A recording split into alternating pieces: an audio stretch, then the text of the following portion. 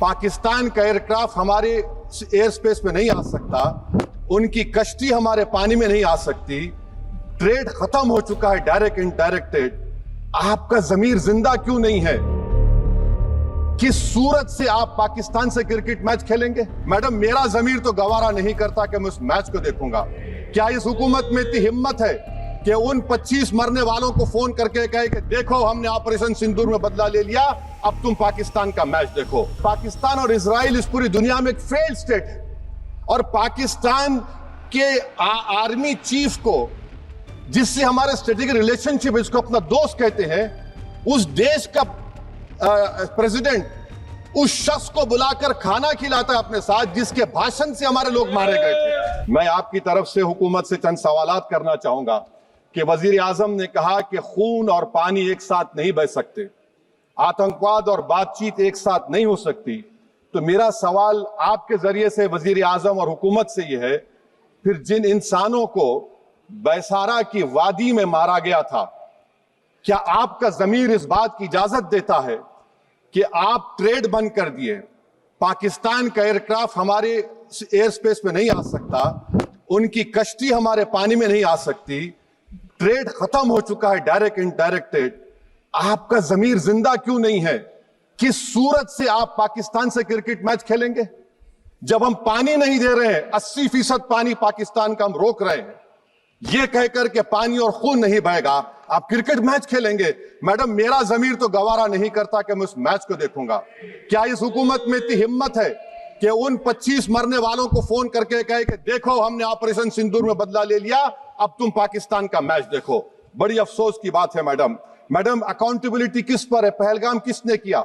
7.5 लाख हमारी फौज और सेंट्रल पैरामिलिट्री फोर्स है, ये कहां से 4 चूहे घुसकर हमारे भारत के नागरिक को मारे? अकाउंटेबिलिटी किस पर फिक्स होगी?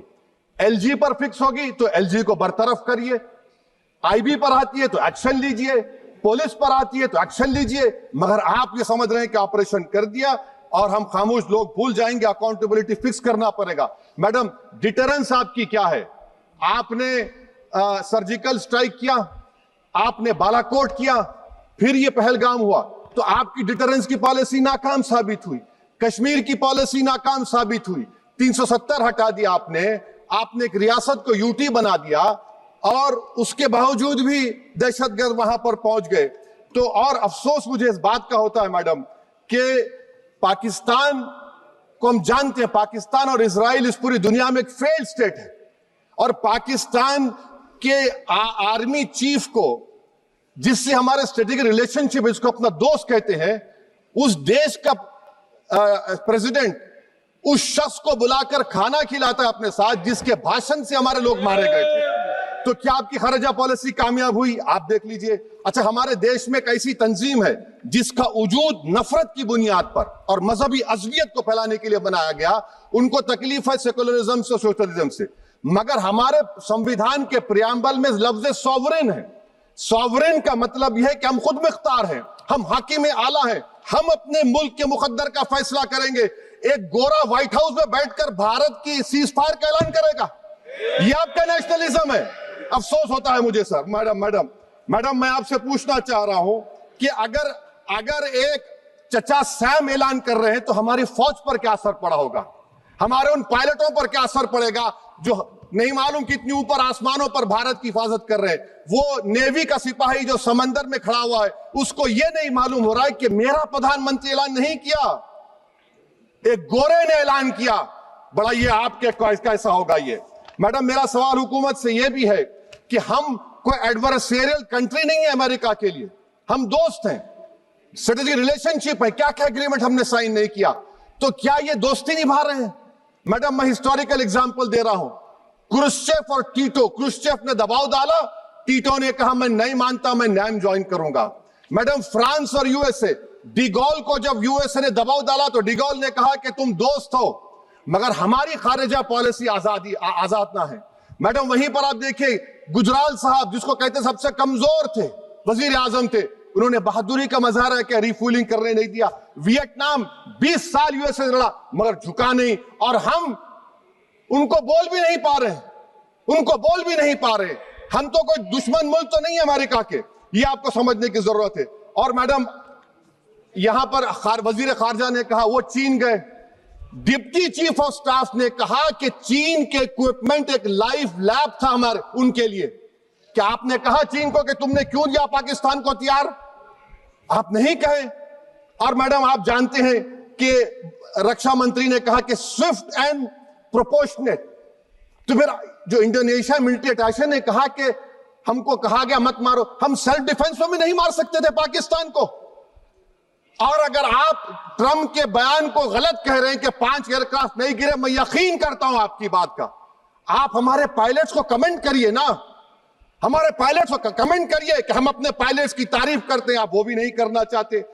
मैं हुकूमत से जानना चाहता हूं मैडम कि क्या फ्रांस ने हमको सोर्स कोड नहीं दिया जिसकी वजह से हमारे एयरक्राफ्ट को क्या नुकसान हुआ?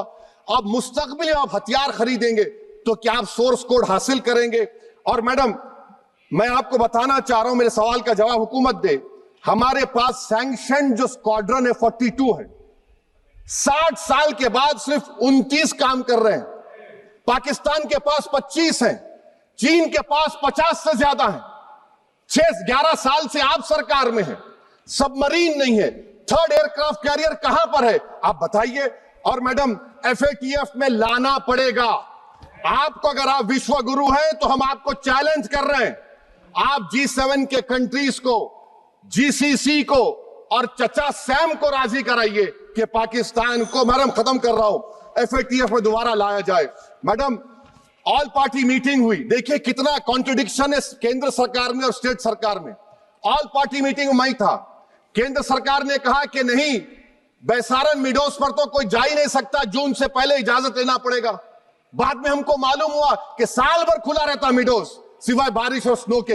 ये कॉन्ट्रडिक्शन है केंद्र सरकार में। वहां पे मैं हुकूमत से मुतालबा करता हूं मैडम आपके जरिए से कि कौमी सिक्योरिटी को, नेशनल सिक्योरिटी को, खारिजा पॉलिसी को, फॉरेन पॉलिसी को राजनीति का मुद्दा मत बनाइए। राजनीति का मुद्दा मत बनाइए। ये हमारे मुल्क में मुफाद होगा। हमारे मुल्क के इत्तेहाद और एकजुटती को आप एक वोट का जरिया मत बनाइए। और मैं एक आखिरी बात पूछ रहा हूं मैडम, क्या चीन ने हमसे कहा था कि सीज फायर कर लो? और कैसे पाकिस्तान ने हमारे पायलट्स की बातों को सुना कि हमारा कम्युनिकेशन एनक्रिप्ट नहीं है? मैडम, आखिर में मैं अपने शेर से इस अपनी बात को खत्म करूंगा कि अपने ही हाथों से सर अपना कटाना है हमें, मादर हिंद पे भेंट चढ़ाना है हमें। किस तरह मरते हैं एहरारे वतन भारत पर, यह तमाशा है जो दुनिया को दिखाना है हमें। यह मैं भारत की उस बहादुर फौज के नाम पे करता हूं, मुसल्ह फौज के नाम पे करता हूं। यह शेर कहने वाला कोई बीजेपी का नहीं था, यह शेर कहने वाले का नाम शेर था, शहीद अशफाकुल्लाह। मैं फिर से हुकूमत से कह रहा हूं, पाकिस्तान टेररिज्म करेगा, आप तैयार हो जाइए। आप चीन से मोहब्बत, कितना इम्बैलेंस हुआ ट्रेड का, कितना इम्बैलेंस हो रहा है चीन से। अच्छा, जब गलवान हुआ उस वक्त भी ट्रंप ने कहा था कि मैं बात करूंगा, हमने कहा नहीं बात करेंगे, जरूरत नहीं है। आज ट्रंप हमारे से पहले बोलता है इज्जत नफ्स भी कोई चीज होती है।